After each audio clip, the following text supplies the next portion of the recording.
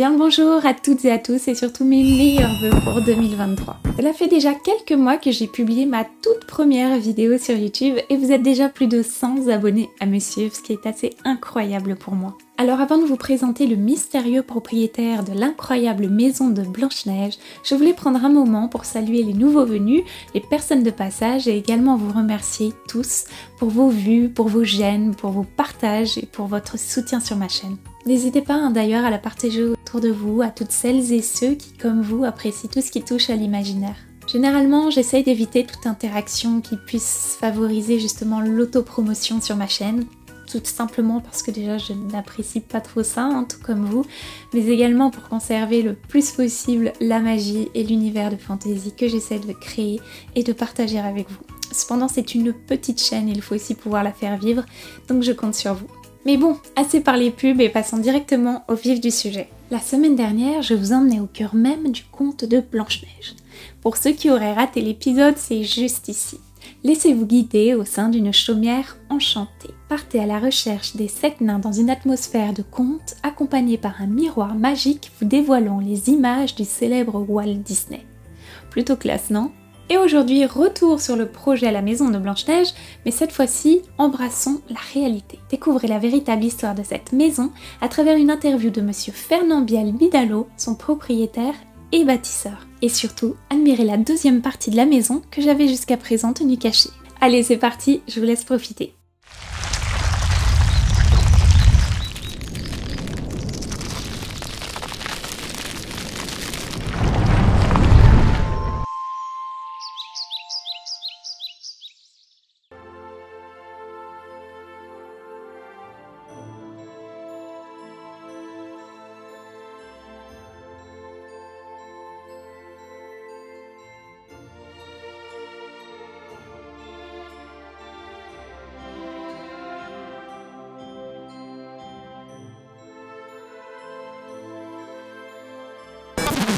Stop. N'allons pas trop vite, car cette maison est un endroit qu'il faut savoir savourer, rempli de travail, d'histoire et de magie.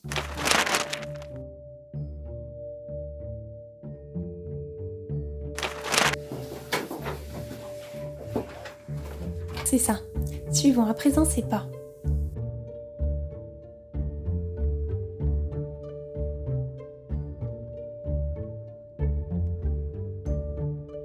On y est bientôt.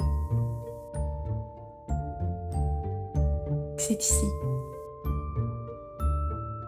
Vous voulez qu'on parle de la maison de Blanche-Neige? Elle est rustique, elle est faite à l'ancienne, il y a de l'amour, il y a de la patience. Et nous retombons dans les anciennes maisons d'autrefois, mais celle-là, elle est neuve, elle a 40 ans.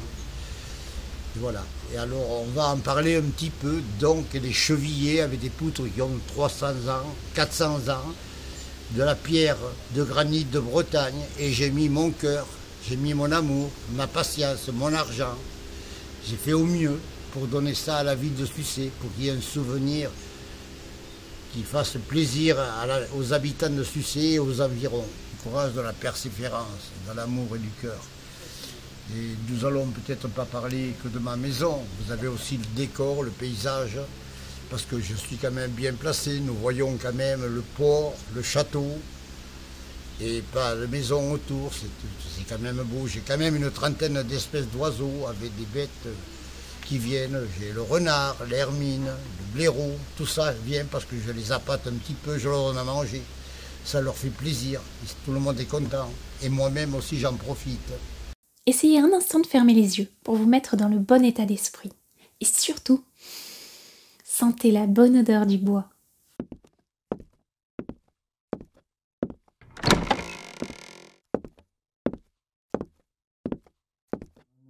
Tout ça c'est du sur-mesure, c'est mes idées à moi, je les dessine et je les ai fait, je les ai fabriqués. Parce que c'est des compagnons qui m'ont aidé à faire ça. La charpente, vous voyez pas une charpente comme ça, il ne faut pas être tout seul, je ne peux pas la monter tout seul. Je peux la tracer et la faire avec eux, mais pour la monter il faut être plusieurs. Vous voyez le chantier qu'il y a, hein? C'est de l'ancienne, les morceaux de bois, vous voyez pas les poutres qu'il y a, hein? C'est un beau travail, hein? Surtout ça a été récent, c'est pas fait à l'ancienne, c'est fait à l'ancienne, mais ça n'a pas 300 ans, ça. Ça a 40 ans, quoi. Hein? Et reproduire ça à 40 ans, il faut beaucoup de sous, beaucoup de temps et beaucoup de savoir. Pour Fernand Biel, cette maison n'est pas à considérer comme un musée ou une simple chaumière. Il s'agit d'une véritable œuvre d'art. Un projet d'envergure mené à l'aide d'un groupe d'artistes et d'artisans, les Compagnons du Tour de France, dont les talents variés se mêlaient à l'esprit enchanteur de Fernand. Son père et lui-même en faisaient d'ailleurs partie, et le résultat est saisissant. Chaque parcelle de terrain, chaque babiole d'intérieur, chaque parfum, chaque bruit reflète une volonté de faire, un courage sans faille, et surtout une fierté familiale qui ont conduit à la création de cet univers si semblable à celui de Blanche-Neige et qui lui a d'ailleurs valu son nom. Mais ce n'est pas à Fernand seul que l'on doit cette merveille. En effet, rien n'aurait été possible sans le soutien de sa femme Josiane, tenancière du café Le Centeuil à Nantes. Et c'est ensemble qu'ils ont choisi d'offrir à la commune de Sucé-sur-Erdre ce bijou aux 1001 trésors.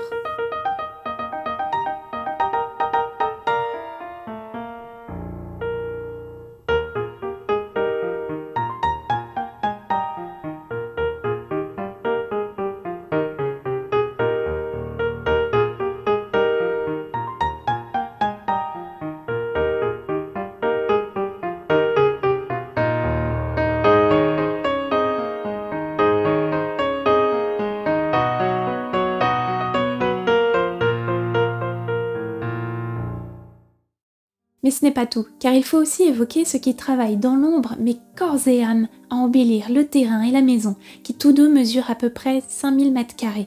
Il s'agit des jardiniers, il s'agit des ouvriers, que je remercie d'ailleurs chaleureusement pour leur accueil, mais également les proches de Fernand, comme son gendre et sa fille.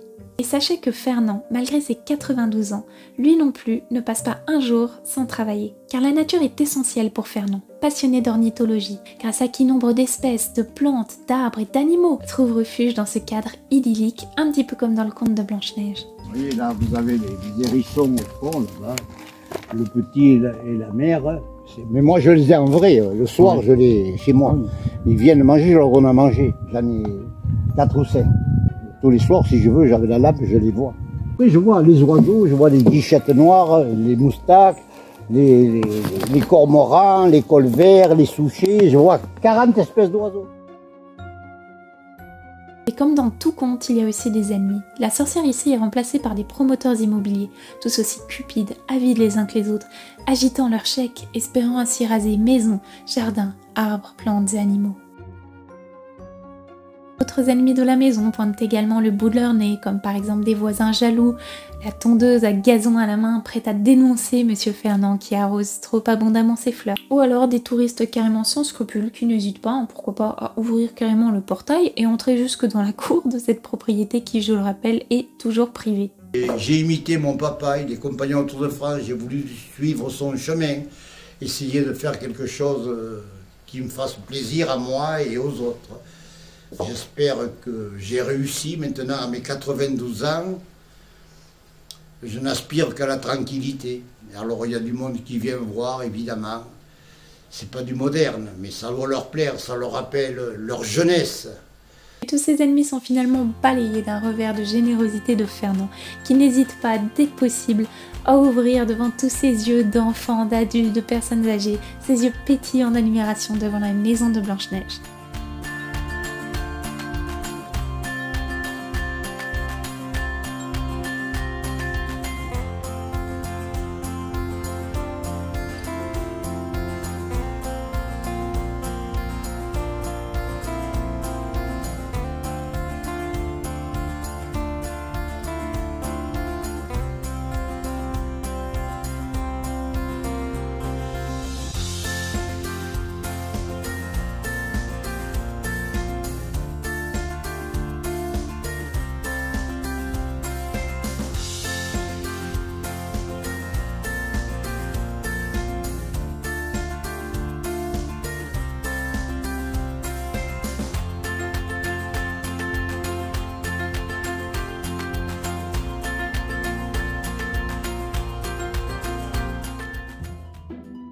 Empruntez cet escalier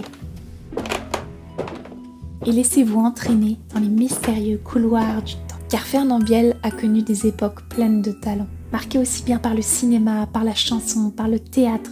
Ce sont des noms comme Delon, comme Gabin, comme Lino Ventura, comme De Funès, comme Luis Mariano qui résonnent dans sa demeure. Et voilà, et la belle époque que j'ai passée, j'ai eu beaucoup de chance. J'ai eu des grands acteurs et j'ai connu des grands acteurs, des Jean Gabin, des Lino Ventura, des bons présidents, Chirac, Mitterrand, des grands journalistes, Frédéric Potcher, Brucker, tout ça, ça fait ma vie et c'était beau, des grands films, des champions du monde de vélo, Hinault, Darrigade, Poulidor, Anquetil, Beauvais. Pour moi, c'est une époque que nous n'avons plus maintenant. Des grands champions, Cerdan, Boutier, tout ça, ça a disparu. Ça, c'est ma génération et j'en suis assez fier. Nous avons fait une France qui portait ses couleurs haut et fort et c'était magnifique. J'ai vécu cette génération avec plaisir. Ils sont tous disparus les uns après les autres. Il reste encore Lino Renaud. Il ne reste pas grand-chose. Mais enfin, des chanteurs comme Lama, Piaf, je ne sais pas. Si on va plus loin, je me rappelle de Louise Mariano, André Dassari, Georges Guettari. Et tout ça, c'était beau. C'était une vie qui était belle. Elle était simple. Il n'y avait pas de téléphone. Au début, il n'y avait pas de téléphone, il n'y avait pas de télévision, mais la vie était agréable et respirable. Maintenant, c'est tellement compliqué avec tous ces petits boutons. Moi, je prends le téléphone en croyant prendre la machine à compter. Des fois, je prends la machine à compter et croire prendre le téléphone. Un peu, mes idées s'évaporent, mais j'ai l'âge d'avoir un peu d'évaporation dans mes idées. Et sinon, si on parlait un petit peu du maire, qui mérite aussi qu'on lui fasse un petit coucou, le maire. Il fait ce qu'il peut dans un petit village qu'il a connu. Il en a fait une grande ville. Il se bat contre deux fronts différents pour faire plaisir à ses administrés et pour faire plaisir à son village. Il fait le maximum. Et enfin, il supporte ces deux douleurs avec courage et fierté. Et c'est ça les exemples à suivre. C'est toujours le monde que je vous ai situé qui mérite d'être mis en valeur et pas oublié. C'est du monde quand même qui a fait la France belle, jolie et brillante. Et maintenant, je vois que ça se détériore un peu. On pense qu'aux guerres, à droite, à gauche. Et à quoi ça sert, les guerres? Qu'à faire des malheurs et des misérables. Mon café, c'est ce que vous avez vu ici, c'est pareil. J'étais connu, j'avais fait des choses qui sortaient de l'ordinaire. Le café Santeuil, il sortait de l'ordinaire. J'ai ramené toute la France entière, pas toute la France, mais... Gabin, j'ai vu Gabin, Fernand Reynaud, je faisais c'est une autre histoire, ça. Je faisais des savoirs, il me disait, fais-moi une choucroute. Je sais pas, je suis pas cuisinier, je suis charpentier. Allez, ouvre-moi une boîte, je suis au théâtre, je vais être en retard. Ouvre-moi une boîte. Après, c'était Gabin, il me disait, pareil, fais-moi un cassoulet. Mais un cassoulet, t'es Pyrénées, fais-moi un cassoulet, tout. Mais je sais pas, moi, je suis charpentier. Eh bien, ouvre-moi une boîte de cassoulet, je suis pressé. Alors, j'ai ouvert à Gabin une boîte de cassoulet. Lino Ventura, pareil. Je les ai tous connus, j'ai eu cette chance-là. Je les ai tous connus cette époque. Pourquoi? Parce que le Santeuil, il y avait des journalistes en face. Donc, il les faisait venir tous au Santeuil.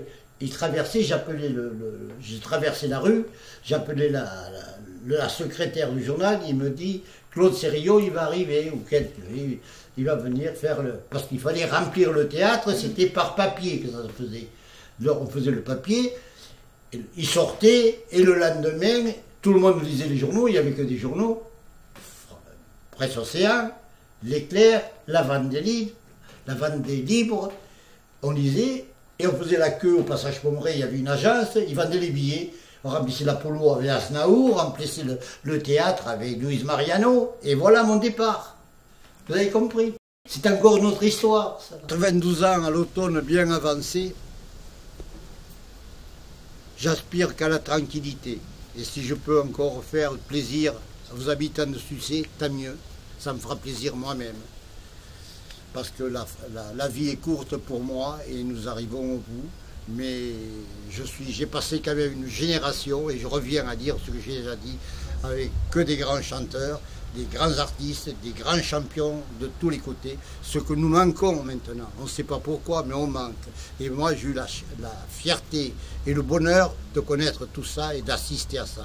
On a vibré, la France a vibré avec tous ces grands champions que je vous ai cités. Ce sont tous comme des modèles, des inspirations qui ont mené au talent, mais aussi au respect de l'effort, de la qualité, de la sincérité et de la persévérance. Le travail de charpentier rejoint alors l'âme d'un homme humble et passionné pour permettre à la magie des contes de fées de vivre éternellement à travers le prisme de la nature et de l'art. De tout ce que j'ai vu, je n'en sors pas ni orgueil ni fierté, simplement le chemin de ma génération, de mes 92 ans. Et je vous remercie, moi et mes amis qui m'ont aidé à faire ça, y compris mon gendre. Vous avez enregistré ce que je vous dis? Oui. Et gourmand là.